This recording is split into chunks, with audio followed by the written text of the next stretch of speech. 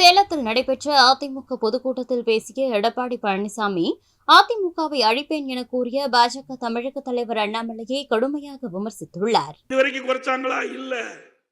மாநில அரசு போடுகின்ற வரியிலிருந்து குறைக்கலாம். இன்றைக்கு கர்நாடகத்தில் 8 ரூபாய் குறைச்சிருக்காங்க, பாண்டிச்சேரியில் 6 ரூபாய் குறைச்சிருக்காங்க. ஆனா திரு ஸ்டாலின் தேர்தல் அறிக்கையில் குறிப்பிட்ட வரி இன்ன வரைக்கும் டீசலை குறைக்கல. மக்கள் கேட்டுட்டு இருக்கிறாங்க. இன்னொருத்தர் புதுசா வந்துட்டார், பாரதிய ஜனதா கட்சியுடைய தலைவர் அண்ணாமலை.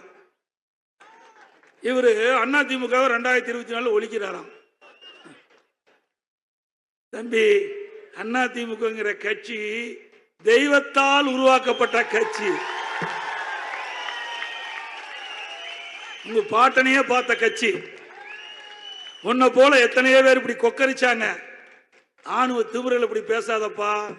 அதிமுக கட்சி என்ற ஒரு கட்சி இல்லை என்றால் தமிழகம் வளர்ச்சி பெற்றிருக்காது, ஏற்றம் பெற்றிருக்காது.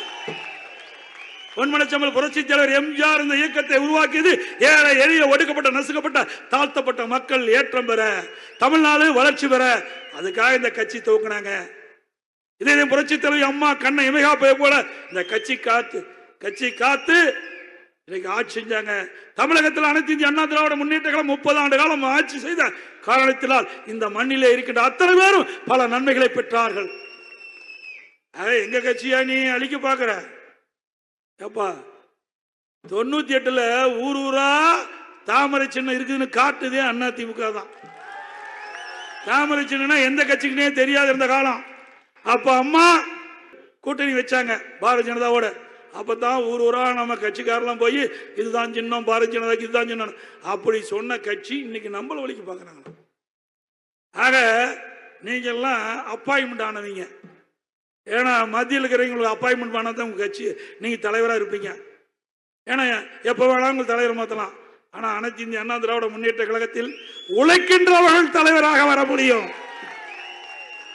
நான் ஒரு கிளை செயலாளராக இருந்தேன். ஒன்றிய பொறுப்பு, மாவட்ட பொறுப்பு, மாநில பொறுப்பு, எம்எல்ஏ, எம்பி, மந்திரி, பிறகுதான் முதலமைச்சரான. ஆனா இங்கே உழைத்தால் ஏற்றம் பெறும்.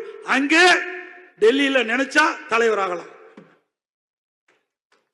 ஆக நீங்க அப்பாயின்மெண்ட் தலைவர், நீங்க எப்படி ஐபிஎஸ் படிச்சு போனீங்களோ அது மாதிரி அப்பாயின்மெண்ட்ல வந்திருக்கிறீங்க. கொஞ்சம் கவனமா பேசுங்க.